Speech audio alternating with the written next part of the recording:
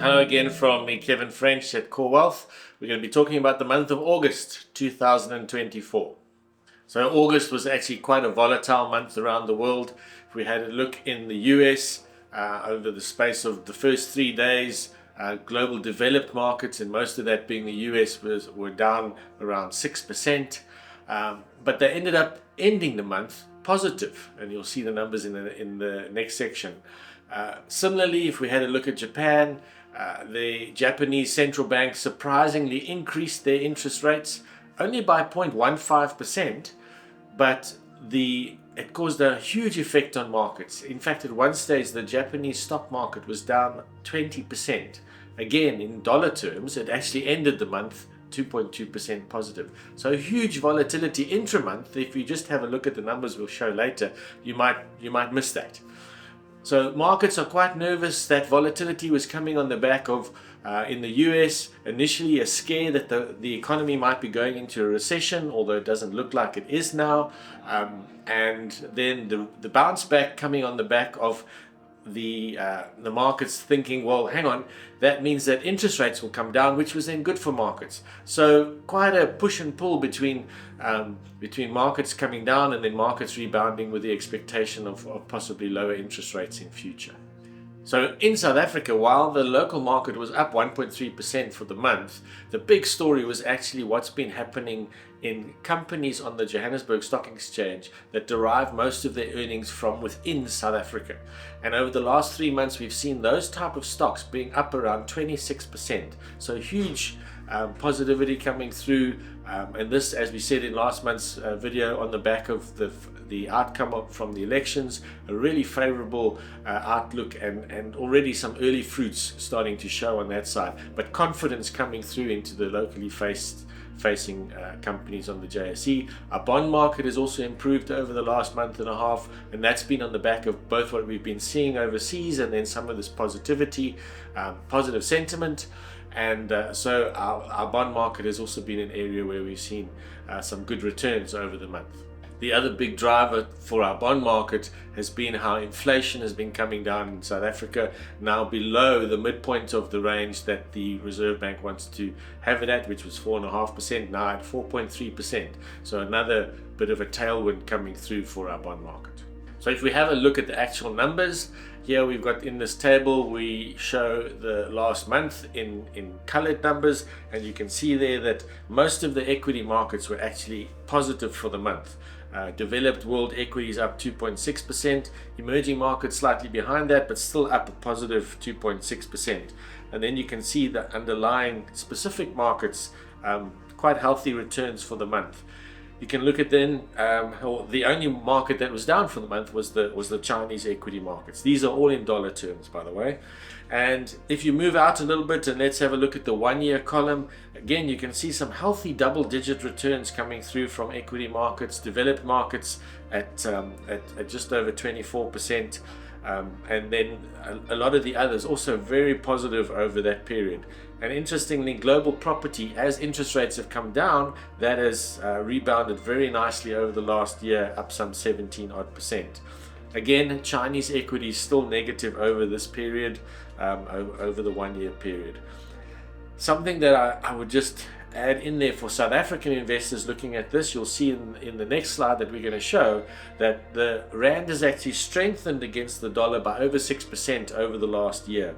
So if we look at developed market equities, up 24.4%, take off 6.2 of that and you'll get the return that you would have earned with offshore assets in dollars. So let's have a look at how the South African markets did. And for the month, again, the colored numbers, you can see pretty much all positive, except on the currency side where the rand was actually strengthening against those 3 major currencies, strengthening the most against the dollar. But the place to have been for the month was listed property, up over 8%, and you can see that feeding through to the year-to-date and the 1-year numbers, up 38.2% over the last year. And our bond market also looking the next best place to have been actually for South African investors, 18.6% over the last year. Compare that to listed equity, which was up, I say, only 16.1%. That's a really good return over the last year. but actually slightly behind our bond market. And so you'll see later on, when we look at our different strategies, our recurring income strategies have done really well because they have a chunk of exposure to listed property and to the bond market in order to generate income for clients drawing regular incomes. Okay, let's have a look at our strategies. This is our UK global strategy. So for global investors, we think in pounds. And you can see over the last year, the defensive strategy still outperforming its peers. Our balanced and growth strategies underperforming a little bit over the last year, but the absolute return still healthy. A 12% return for the investors in the growth strategy over the last year is still healthy. And then since inception, all the strategies outperforming the peer groups. The 2-year number now showing red because we've underperformed our peers there, and that's been on the back of really a couple of tilts that we've had. So exposure to emerging markets and commodities as well, and then an underweight to the US because of how expensive that's been, and that has weighed in the shorter term. But we do expect that to turn around, and we'll talk a bit about that later.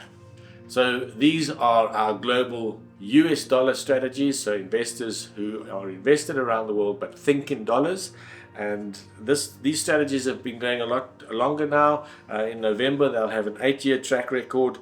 And again, you can see over the last year in dollars, some healthy returns in absolute terms, but also managing to outperform our peers in those strategies. That's paid off really nicely. Those strategies doing very well over the different time intervals, but much longer track record here. So very happy with the outcomes that we've had in those global dollar strategies. So if we have a look at the same thing for our South African clients and the different strategies we run in South Africa, you can see there's a lot more of them. They've been going, some of them since 2012 already.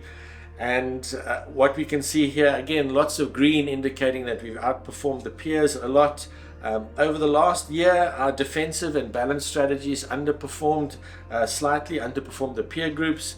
And that was really on the back of those strategies. We leave the decision to the managers that we've chosen as to how much they'll have outside of South Africa. And a fair, or most of them, have actually had an overweight to offshore assets, which has cost them in the last while, especially with the rand strengthening the way that it has over the last year. Some other things to look at: if we look at our retirement growth strategy, doing really well, 16% over the last year. We look at the 5-year return, over 12% return there. And our flexible strategy over the last 5 years as well, 13.4%. So some really healthy returns coming through there. And then our RI, or our recurring income strategies, the growth and the defensive strategies there. I mentioned earlier about the South African bond market and the South African properties, and those strategies have got some specific allocation to those asset classes, and we can see that coming through over the last year, and now also over the last 3 years, where those returns are picking up and even outperforming your average balanced manager. So we've been talking a lot about interest rates coming down, and this is the global expectation now, that interest rates are going to start coming off, especially in America. And this graph just shows you the interest rate, how they've moved through time since 1984, so going back a good chunk of time. And the dark blue line is the level of that interest rate, and then the shaded areas are just showing when interest rates have gone down for at least there's been at least 3 cuts in interest rates. And so what we're going to do now is unpack what happened either in or just after those periods of reducing interest rates. So is there any evidence that investors would earn a better return if they timed when interest rates start falling? And the graph on the bottom left here just shows the dark blue and the light blue bars are 2 different markets: the S&P 500, the bigger market, the Russell 2000, the smaller cap market. And the 2 bars on the left there, the 8.9 and 8.5, just say that that's the return that you got from those 2 separate indices after interest rates, a year after interest rates were cut. The 2 bars on the right hand side, the 12.8 and the 11.1, are saying, well, those numbers are just the average return you got over any 1 year period throughout since 1985, and just demonstrating that there's actually not really evidence to suggest that you can get an additional return by just choosing when interest rates come down. We're going to dig a little bit deeper now. Recently, the stock markets in the US have been driven predominantly by big companies. We're going to have a look at the smaller companies that are listed in the US, and this graph just shows you that 67% of the time, the smaller caps have outperformed the larger caps.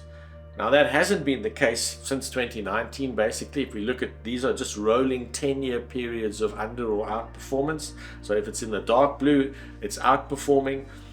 The average small cap, or on average, small caps over any 10-year period will outperform large caps by 2.85, the sort of orangey colored line in that graph.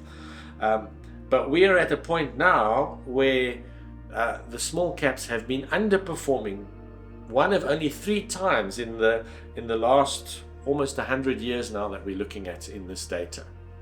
This graph just has a look at how big the valuation gap is between large caps and small caps. And when it's below the line, small caps are way cheaper than large caps. And you can see the last time it was this large was actually all the way back almost 25 years ago in the dot-com bubble, which was around the year 2000. So again, at quite extreme levels in valuations, and one of the reasons why we think small caps actually hold some interesting opportunities for investors going forward. So what does history tell us about how long small caps usually outperform or underperform large caps? This graph just shows you through time when small caps were outperforming large caps, going all the way back to 1931, and then vice versa, how long large caps have outperformed. On average, large caps have, when they have outperformed, they've outperformed for 13 years the small cap benchmark. At the moment, this current period for which small caps have been underperforming is at 12 years. So again, we think that we could be at a point where we see that turning around. One of the arguments as to why these mega caps have done so well is that they've managed to grow their profits. And the graph on the bottom left here just shows you how the profit margins of the S&P 500, which includes those mega cap stocks, has grown over basically since the late 80s, how their margins have expanded. So they are good companies and they've done really well. While if we have a look at the smaller cap companies, their margins have really sort of trended sideways, the dark blue line at the bottom left graph.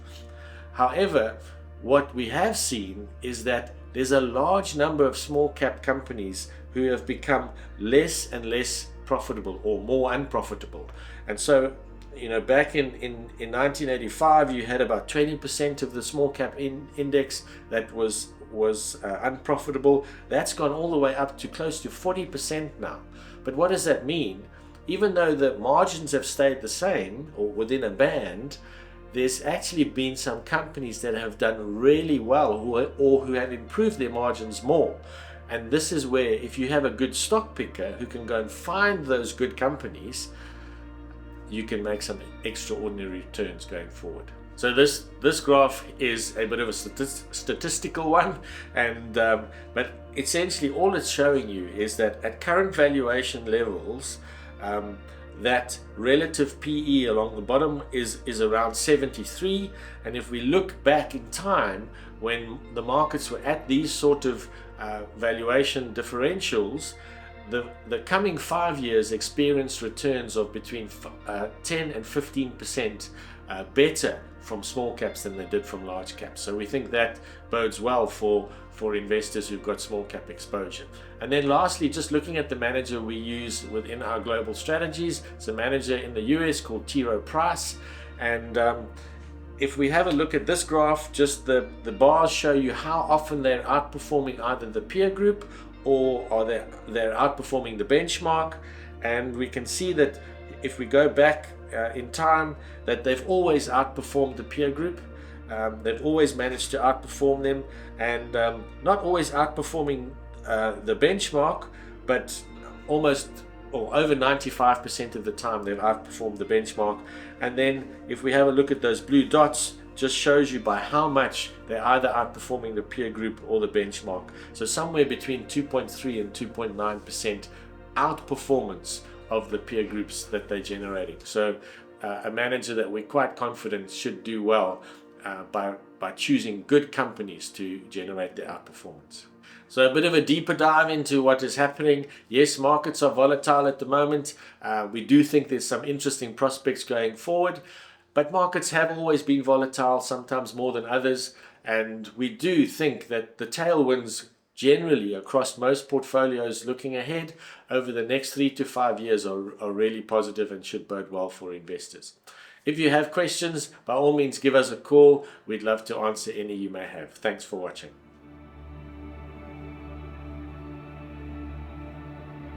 Thank you.